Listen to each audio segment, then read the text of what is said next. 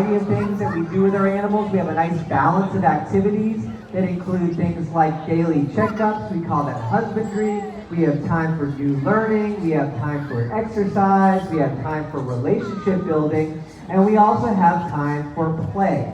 And that's what we are going to focus on this afternoon. This is going to be a playtime session with our killer whales. Playtime is really important business for killer whales. They're very social animals, and it's also a key part of how we build relationships with them. So over the next 15, 20 minutes, my job is going to be to introduce you to our whales. I'll teach you about them, how we can tell them apart, and also go into a lot more depth as to how we care for, how we train them, and how we build those strong relationships focused on that playtime. Let's start off with some introductions here. We'll start off with one of our female whales. Her name is Malia. We're going to look to the center of the pool. This is a big killer whale belly flop called a breach. Beautiful. Malia will be turning 17 years old on the 12th. She was born right here, so that was Malia. Jumping over here on the left-hand side, this is our matriarch. Or sorry, that's Nalani. Nalani is 17 years old as well, also born right here. And then now we'll meet our matriarch. Her name is Katina. Katina is going to be posing or jumping in the center of the pool in front of you guys here. She's my favorite whale. Beautiful alien spy hawk behavior from Katina. So we've got the two teenage girls over at the backstage right now. And Katina, let me tell you about Katina. She's my favorite whale in the entire world. She's my favorite animal in the entire world. She's 47 years old. Amazing whale. She started it all for us here at Seaworld, giving birth to the first baby killer whale in 1985 at Seaworld. The first baby, Shambu, started with Katina. She's had 7 babies over the years. She's an excellent mom. She is our leader. She is our dominant whale here. She's very, very special to all of us. Nalani, who's here with, Stacy is your name? She's one of Katina's kids, one of the 7. What you're going to see this afternoon is us interacting and playing with a couple of our favorite play toys.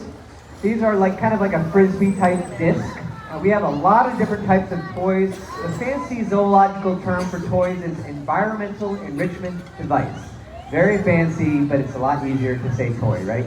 We have a lot of huge, huge toys. With killer whales, they're very powerful, very strong animals, so we have massive toys typically that they can't destroy because they're so strong. A lot of them have holes and little nooks and crannies so we can hide different little treats inside them, kind of like a Kong toy for a dog or a cat at home. With our whales, we can hide fish or ice cubes or even gelatin, unflavored jello we can put inside those toys.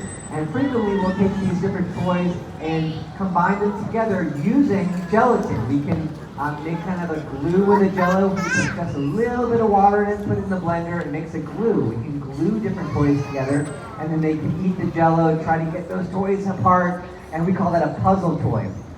So enrichment is really important for our whales because not only is it fun for them, playtime and having fun is an important part of them socially, but also it gives them exercise, and it kind of gives them exercise for their brains too. All the training that we do really is enriching for the animals, and playtimes with our different toys here are one of our favorite things that we can do. Nalani's doing some cool things over there on the far left-hand side with Stacy. Sometimes we just play a good old-fashioned game of catch with a killer whale, so we can throw the toy. We place a lot of emphasis on them getting the toy and bringing it back to us. We'll reinforce, reward that very, very heavily. What Nalani and Stacy are doing there on the left, you'll probably see it happening with Malia and Katina as well. We can challenge Nalani to take that toy and do other behaviors while holding it. You can see it here with Malia too, over on the right in the slide out. So in this case, we gave the toy and said, okay, now go over to the slide out with the toy. And it's her choice whether she wants to hold it in her mouth. Sometimes they'll carry it on their back or on their flipper, just kind of push it around. So they can get super creative with how they manipulate these toys and how they carry them around and get kind of very creative in terms of their use of them. Let's watch. Katina's in the back there with Jenny, our 47 years old. We can ask her to hold it in her mouth. She's an expert at carrying the toy around on her back too. Really, really cool. Now we have about 15, 20 trainers on staff with us at this stadium alone. We have the 5 killer whales. These are the 3 females. You might be able to see the 2 boys in the adjacent pool right now. Their names are Trua and Mikhail. We have teams of trainers that interact with our killer whales. This is Katina again. We try to keep our whale teams pretty small so that we can have really good communication with each other, so that we can therefore be very consistent with our whales. We say clear is kind in terms of how we communicate with them. And it takes a long time for us to develop these strong relationships with our whales. And playing with them, again, is a great way to build that relationship with them. It takes a long time. Typically, when we have a new trainer come join us, it's going to be well over 2 years before they do anything with the killer whale. You're watching, you're learning, you are learning how we care for them, the science and the art of how we teach and how we care for them as well.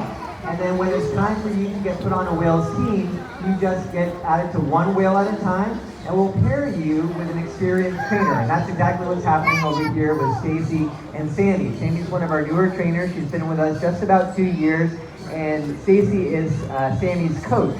So we have a whole coaching and mentorship program with our training staff here.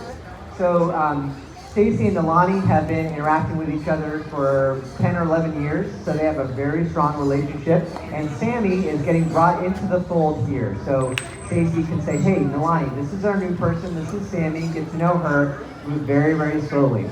Now our whales get their diet as part of most of these training sessions.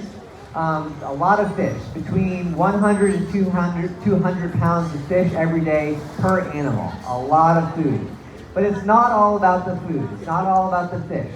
It's all about the relationship and the time that we put in with them. We could have an entire 30, 40 pound bucket of fish with us, and if the whale doesn't know you or doesn't trust you, they will swim off and leave you. Believe me, it's happened to all of us here as trainers. Very, very humbling.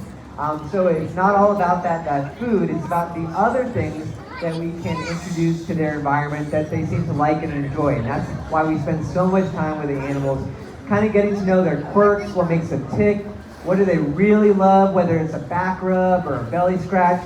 All these whales have favorite places that they like to get a nice scratch or a massage. My favorite part to give a massage to a killer whale is their armpits. Their flipper pits are super, super soft. I don't know how many of you guys have been to Seaworld before and touched a dolphin. These are just big dolphins. They're the biggest member of the dolphin family, so they are very, very smooth, but underneath their flippers and their little armpits is the smoothest killer whale skin you've ever felt. Amazing. And they all have favorite spots that they like to get that massage. Very, very tactile animals, and it's typically a great way, again, to reinforce that relationship with them. That's Katina, again, in the center, posing up with her toy, with that disc. We're going to have Nalani see if she can do a spin swim. This is a little bit challenging for her to swim